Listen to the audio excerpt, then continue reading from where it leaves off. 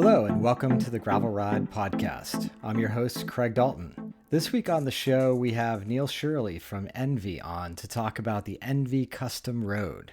You heard me correct, Custom Road. Not to worry, we're not renaming the show the Road Ride, but I thought this project was so interesting in how they're manufacturing in the United States that it was worth highlighting. In last week's In the Dirt episode, we had so many questions about how Enve was pulling off this custom road that I thought it was worth talking to the team at Enve, and who better than to talk to our old friend Neil Shirley.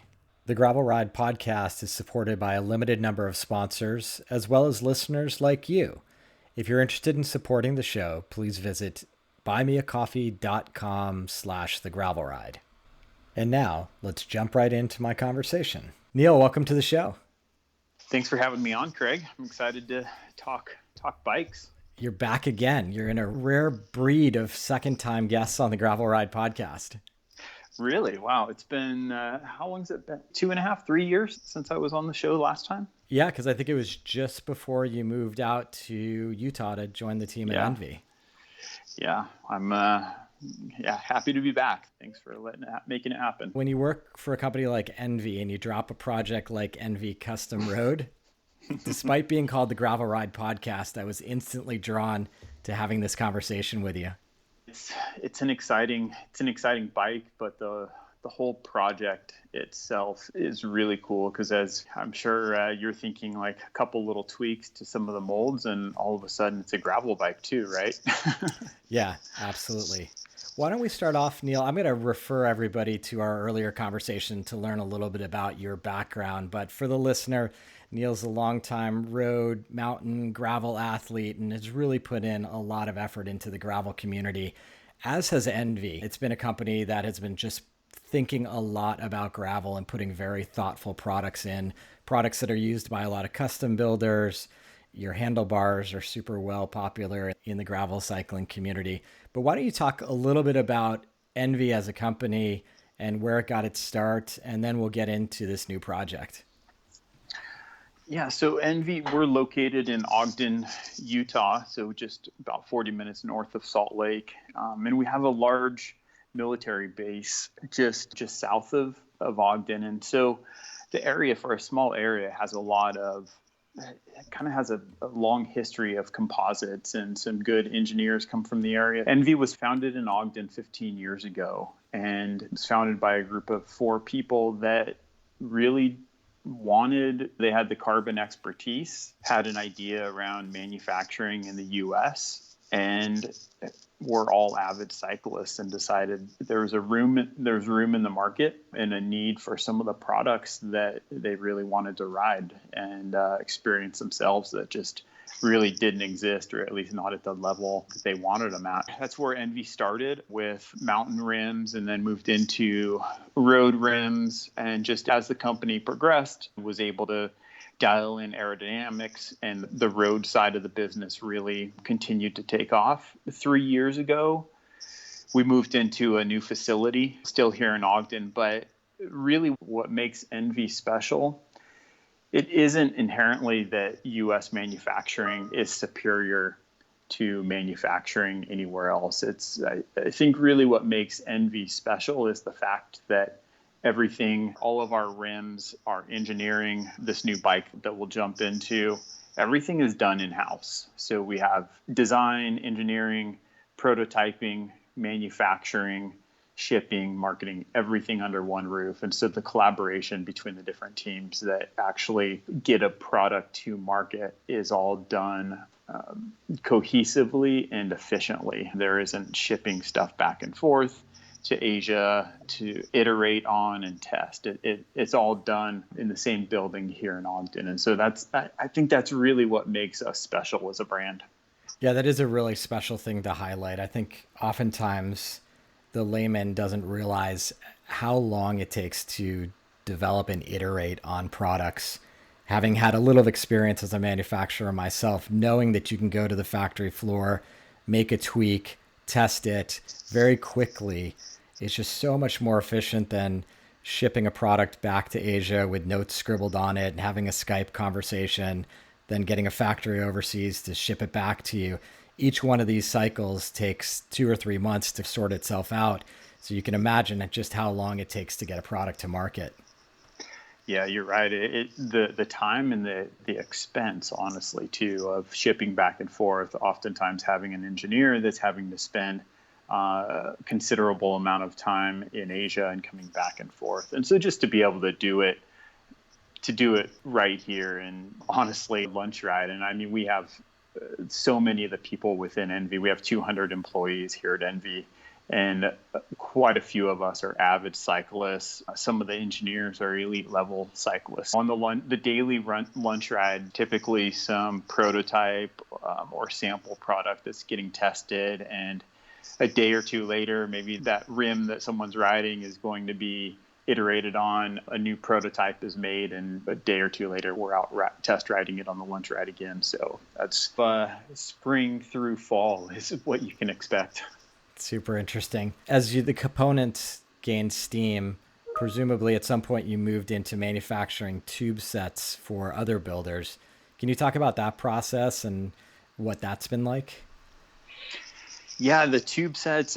So early on with Enve, we really, still what we're doing now, we looked at the market and we could carve out a spot for ourselves. And that really came at the time was serving the custom handmade builders that were predominantly using, steel or titanium. We were able to roll tubes and do carbon tubes for them. And we still do it. It's that part of the business shrunk as more bikes are molded carbon now, but I think we still work with Calfee doing some of their tubes. We worked with Parley in the past, independent fabrication. So some of the more notable handmade builders, we've been able to service them. And still to this day, I mean, a lot of those builders are using the forks. Forks is a large part of our business. Yeah, the builders have been they've been a huge part of our success. I have to say that to where we're at today. The Enve Builder Roundup is one of my favorite events of the year. Yeah. It's so great just looking at all those bikes. Everybody comes out. It's like the handmade bike show. Mm-hmm. Yeah, I'm excited. Unfortunately, the North American Handmade Bike Show is not happening this year. And so this will be year 3 for us for the Builder Roundup. It's June 25th this year. And fingers crossed we'll be able to. Last year it was just a virtual show, which was great. It challenged us in new ways, and it allowed us to really take that content and serve it to a bigger audience, and not just doing the open house. This year we'll do the same, but we'll also have an open house. So hopefully we can have people out here. We'll have a number of the builders here inside Enve visiting us, and of course the bikes on display. So yeah, it's really cool to see each of these builders their own idea of what their ideal bike is, and the custom builders, they're ahead of the curve in what trends are, because you can make a bike so quickly. If you're waiting on Cannondale or Specialized or some of these brands, they're doing great stuff, but they're 2 years behind what the custom builders are doing. So you can look and see what's going on with these builders and seeing how people are riding bikes, how much tire clearance they want. I mean, there were a number of gravel bikes at the show last year with 700 by 50 tires on it. Whoa, this is the trend. I mean, bigger and bigger tires. Anyway, it's really cool to see what each builder has in mind and how their bikes are being used.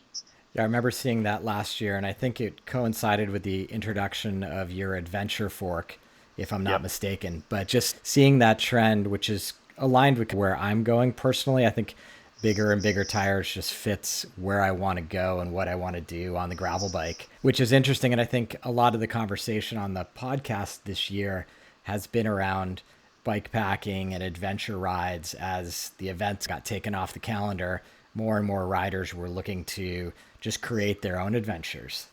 Yeah, I mean, everyone was.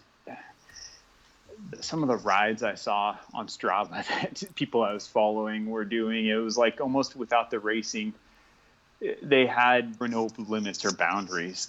200 plus mile rides on a Saturday and multi-day bike packing rides. So people got really creative. I I was jealous of some of the rides that people were doing, because I mean that's the spirit of, I don't want to say just gravel, because you can do it on the road too, but I think truly gravel brings that out more and allows people just to have more of that adventure that they're looking for, and that usually leads to just some over the top rides. Yeah. And as I've been talking about a lot lately, just the idea for me about combining road and off-road riding and creating these loops that are just atypical from what I would normally do is really inspiring me for 2021 to frankly set my bike up a little differently and definitely think about where I'm going to go differently. Yeah. Yeah. Yeah, I agree. Yeah. I've personally been on a little bit of a road kick, which I'd never thought I'd say. I think I had a friend come into town who only had a road bike, and I started to remember all the things I used to love about road riding. So when this new project got publicized, the Enve custom road bike, I was like, it couldn't have been more perfect timing. Let's sit down and talk about it. So it sounds like the bike was a long time coming. So do you want to talk about the history behind the bike, and then we'll get into some of the details? Sure. So the bike was pretty much the original product that Enve, when Enve was founded, it was actually called the Edge. And then after about a year and a half, 2 years, the name was changed to Enve. But it was one of the very original products. And it kept getting pushed back because the management team felt that there was greater potential with expanding the wheel line, and then components from there, and frame just got kicked down the road a bit. And then it was 2.5 years ago that the project started in earnest. And that was when the engineers actually started really looking at what is this bike going to be. In 2016, Enve released the 4.5 AR wheels, which is still to this day, one of our best-selling wheel set. The problem with that wheel set is that at the time in 2016, there were very few frames that wheel work in. So it's a 25 millimeter internal width, and it's made for 28 plus millimeter tires. So it was the wheel designed for Dimension Data, the World Tour team that we were working with, to race at Paris-Roubaix. So they could still have the aerodynamics that they would want on a race wheel set with a high volume tire. And there were just very few frames that had the clearance very few race frames, performance bikes that would allow that size wheel and tire. That's when the engineers were like, okay, what would this modern road bike look like? And so that kind of was the catalyst of, okay, let's put together some ideas. So then finally, 2.5 years ago, they actually started drawing it out. And then it's been about 1.5 years that we've been riding prototype frames. The first I got on the version 1 prototype it would have been 1 year ago in January. And then that was looking at, okay, what are some of the geometries? And then from there, what does the laminate, the layup look like? How stiff, is it stiff enough? Is it too stiff? Just understanding the ride quality. And then for about the last 3.5, 4 months, I've been on the final version, which is the bike that we just launched last week. It seems to us around here, it's been a really fast project and stuff happening quickly. But now stepping back and thinking like, wow, 2.5 years, that's a really long time. So the bike that was launched is available. A couple of points I wanted to clarify because I was a little bit confused when I first read it. It's available with 2 different geometries, the race and the all-road. Correct. And then from there's additional amounts of customization that are available on a rider-by-rider basis? It is custom geometry. What that means, though, what we're customizing is the fit. Basically, the stack and the reach is what we're allowing customers to customize. And so we want to make sure that each rider gets exactly where they need to be. And we're not fitting them on the bike with a stock top tube length, a stock head tube length, and then just using stem length to try and dial them in. All of those are customizable. What we're not allowing people to do, which is why we have a race and an all road, we have fixed geometry to determine basically the ride that we want each of these bikes to deliver. So we're not allowing customers to, say, make a gravel bike out of our road bike. We're not allowing them to adjust chainstay length. Those numbers, we have determined what those are with our fit calculator. And then when a customer reserves a bike and they walk through geometry with our customer service rep that is dedicated to the bike, we look at what they're currently riding, if they've had a bike fit, a number of different things to determine the best fit for them. And so what we can do, if someone is riding, say, a specialized Tarmac SL7 in 56 centimeter with a 120 stem, and they fit on it really well, but they have, say, 25 millimeters of spacers under that stem. We can match them exactly to that fit, but what we can do, a head tube length that brings it so that they don't have to have any spacers, or they can have 5 millimeters of spacers. So you get really that clean pro look, that perfect fit that you're looking for. Right. Does that make sense? It does. And it totally translates into the visuals I've seen of the bike. There's no spacers underneath the stem on any of those bikes. They look super clean. And I imagine in talking to some custom frame builders, there's always a bit of back and forth that the frame builder will say, hey, we can do that, but you're going to make a sloppy bike. And all you guys have done is said, this is the way this part is, but there's plenty of ways in which we can really customize it to your unique fit needs. Yeah, exactly. I mean, I think if you think about it, it's basically the best way to describe what's possible is 1 millimeter size increments between, say, a 47 to 63 centimeter bike. So 47, 48, 49, 50. Then within those sizes, we can go lower with the head tube. We can go higher with the head tube. Obviously, stem length within 5 millimeter increments, we can change the stem length. So what we do when we come up with the geometry, we have a thing called the best fit calculator that Kevin Nelson, our lead bike engineer, developed. And when it calculates and spits out geometries or the best fit, so 3 or 4 best fit recommendations for the person. So that could be top tube of X centimeters with a stem length of 110, or it could go a slightly shorter top tube and a stem length of 115. And so then we walk the customer through, okay, we allow them to say, okay, this is what I like, this is the style I like. Ultimately, though, we're finding a few ways to get the customer in the exact spot they need to be. That makes sense. And speaking of integrations, you've got an integrated bar stem as well as a seat mast situation going. Can you talk about the decisions to go down those routes?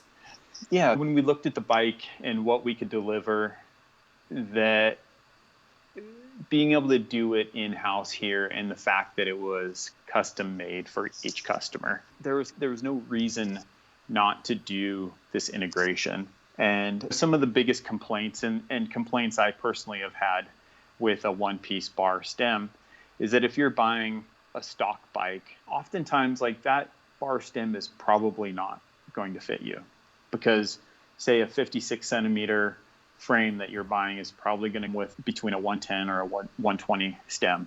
So unless that bike brand is allowing you to really trade out the bar stem stock to something that is going to fit you, it's a huge hassle. We're taking that factor out. We're ensuring that this bike is designed around your fit needs. And what you achieve with that one piece bar stem, one, it looks so good. Two, it's more aero. Three, I personally think it just adds a higher performance feel. Like in the drops, you're out of the saddle, like it's stiff. It feels incredibly fast. Then one of the last things is, and it's not necessarily achieved through the one piece bar stem, but it's our internal It's our internal wire and hose routing. You don't see any wires or hoses. It's a special integrated front end that we developed, and we worked with Chris King to develop the headset for it. So all the wires and hoses go through the stem, through a hole in the back of the handlebar, and then the hoses and wires are routed through the special headset and down into the frame and through the fork. So it's incredibly clean. This summer we'll be introducing the same system but in a two-piece design. So it's our standard SES AR road handlebar with a Enve stem that is dedicated to that front end system. Okay. And going with the seat mast, did that allow you some additional ride tuning capabilities? Exactly. One, it allowed us to take a little bit of weight out of the frame, but also, yeah, you nailed it. You can, if you think about, if you had a seat post that slides into the frame, it's a lot harder to tailor and dial in that ride quality compared to an integrated seat mast, and what we can achieve with that. And again, since each bike is made for each customer, the length of the seat mast and having to trim it and all that stuff wasn't a factor. So there was no reason not to. And then the seat mast topper, it's a nice carbon topper that's also made here in our facility. It has 35 millimeters of adjustability. There's never going to be an issue where if you change shoes or pedals and your saddle height changes by 1.5 centimeters, you're going to have plenty of adjustability. So that's not going to be an issue. The only issue could be is if you happen to sell your bike down the road to someone else and there's a decent height difference. So that would be the only issue. Yeah. When I first looked at the bike, I always do get a little bit sensitive around seat masts and integrated bar stems for the reasons you've talked about. But it is important, and you made this point twice, to say this is a bike that's being uniquely made for the purchaser, and it would almost be a disservice to them to not give them the ultimate bike that fits like a glove. Yeah. Yeah, and that's what we set out with this project. Like, what is the ultimate bike? What are the coolest things that we can do, because we're making it here and we're making it for each customer? And so that's what the custom road represents, like the no holds barred coolest thing that we could design and manufacture. And then I'd say lastly, kind of along the same topic as integration, can be a point of frustration, especially for people that are traveling. I travel with my bike a lot, and so I want something that's easy to pack. And we all know that internal routing and integration is a huge pain when having to pack a bike. So that's why we made the decision to work with Sycon, and we have their high-end bike bag. It's an $800 retail bike bag that comes with every chassis, rolling chassis, or complete bike. So each one is shipped in this bag, and with this bag, you don't have to take off the bar stem combo or the seat topper. All you remove are the wheels. It's literally a 5-minute pack job, and in most cases, unless you're packing this case full of extra stuff, it's going to come in well below the 50-pound weight limit to fly free on Delta and American Airlines. So really cool solution to get around any hassles of traveling with your bike. That's awesome. Early on in the conversation, you talked about with your support for builders providing rolled tubes. Is that the type of tube set that is integrated into the custom road? No, these are all molded tube sets, and how this frame is constructed and our ability to do sizes with it. So it's 9 different pieces that create the frame. So you have the top tube with the top half of the head tube is one piece, down tube with the bottom half of the head tube is another piece. And then from there, we have a fixture that we created that cuts. Basically, when we have all the customers' exact fit, there's a program where this tube cutter cuts tubes for the bike at the same time, and that's also where, like for the head tube, we determine the head tube length, and all that gets cut. All these pieces, we have a frame jig. They go into the frame jig. The pieces slide together I don't want to say like Trex. It's not a lug.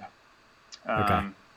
But it is like a male female fit, and then there's an overwrap that goes on them. Gotcha. So In the mold, is the mold one size and then that cutting technology cuts them down to the custom dimensions of the purchaser? essentially, and we do have multiple molds depending for between the extremes of the Yep. biggest size and the smallest size. But yes, essentially what you're saying. Fascinating. And is that something, to your knowledge, is that a unique process at Envy, or have other companies been doing a similar type approach? I believe it is unique for us because there's plenty of the process that we're not really showing. I think what's really special is how we're able to do it while achieving some of the arrow shapes in the frame, which is, as far as I know, hasn't really been done yet. Yeah, that was one of the big questions when Randall and I were talking in the last episode of In the Dirt about it. We just weren't quite sure how you were pulling off custom dimensions on the tubes. Mm-hmm. Yeah, so really, it's a remarkable process. We've had a couple media out here seeing it pre-launch, and we have a couple more that have expressed interest in visiting post-launch. So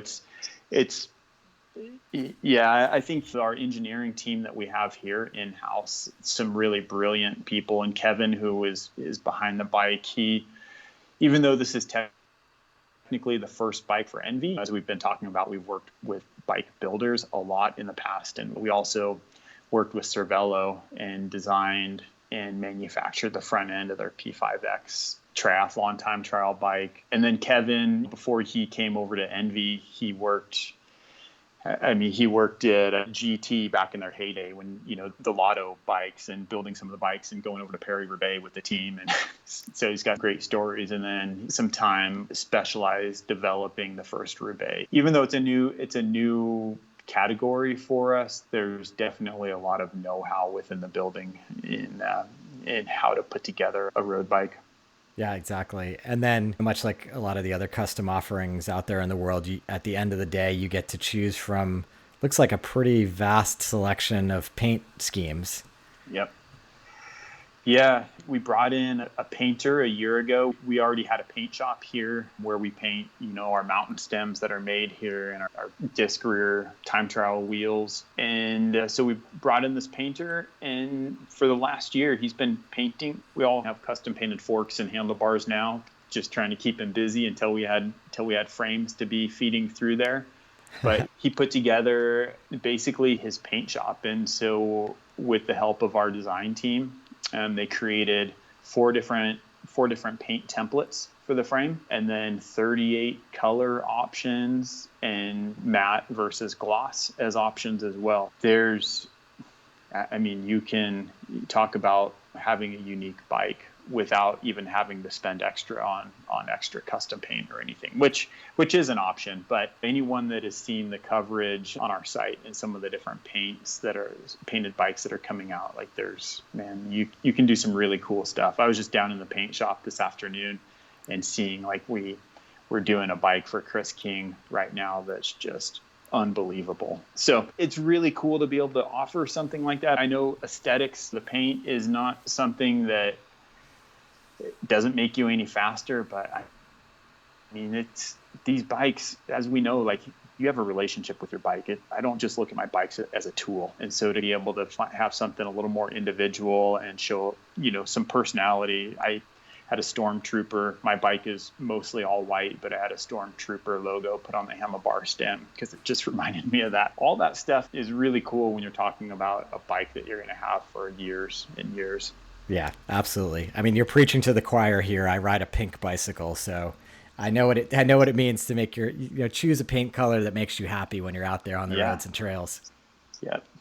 That's awesome. Neil, so how long would one have to wait at this point to get one of these bikes? So as of last Friday, we launched. As we expected, we had a considerable number of orders came in. So I think we're looking at, if someone went on and went to enve.com today, you're probably looking at late fall for delivery of a bike, which seems, under normal circumstances, that would be a really long time.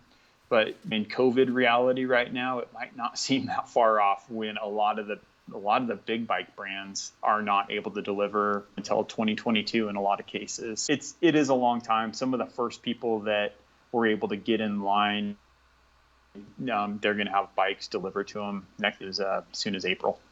Nice. As you mentioned with COVID, it might take you just as long to get a Grupo these days.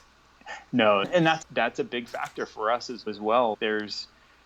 If people, those that are choosing the chassis or rolling chassis only option, they're likely to get the bike a lot quicker and source their own Shimano or SRAM parts elsewhere. Yeah, exactly. I've talked to a lot of builders who have a lot of frustration in the current state of affairs because they just can't move full bikes out the door, which is quite a shame. It is, and it's. I really feel for a lot of the brands out there, because the business, we're in a really interesting situation where there is much business for the taking. It's really up to you how well you do, and so many of them have their hands tied right now because their order books are so full, but they don't have parts or they don't have frame sets from their vendors or any of that. We, in the bike industry, we have our ups and downs. So when the business is there, you want to be able to capitalize on it, and not to be able to do that is really, really sad. Yeah, no doubt about that. Good news is, I think we are looking forward. We're trending towards people getting vaccinated. We're trending towards some of these events happening. Hopefully by the time like a BWR San Diego rolls around, we'll start to see some of these Enve custom road with the all-road geometry racing those types of events. I know I'll be out there with mine. We're going to have, there'll be a handful of them out there. I sure hope. I can't wait to go test mine and some of the single track, the Lemon Twistenberg, and some of those fun sections.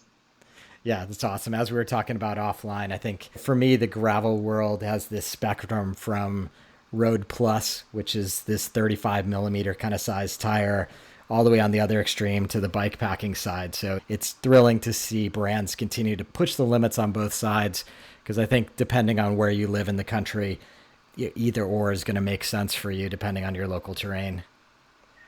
Yes, that's totally true. The Wasatch Mountains here, just out our back door here in Utah, they're so rocky and rugged. Like I would never, even a 700 by 40 is, you're under biking most of the time, like a 650B and 47 to 50 mil tires is the way to go. But, like we were talking about in Lincoln, Nebraska, when I did Gravel Worlds out there, I raced a 32C tire.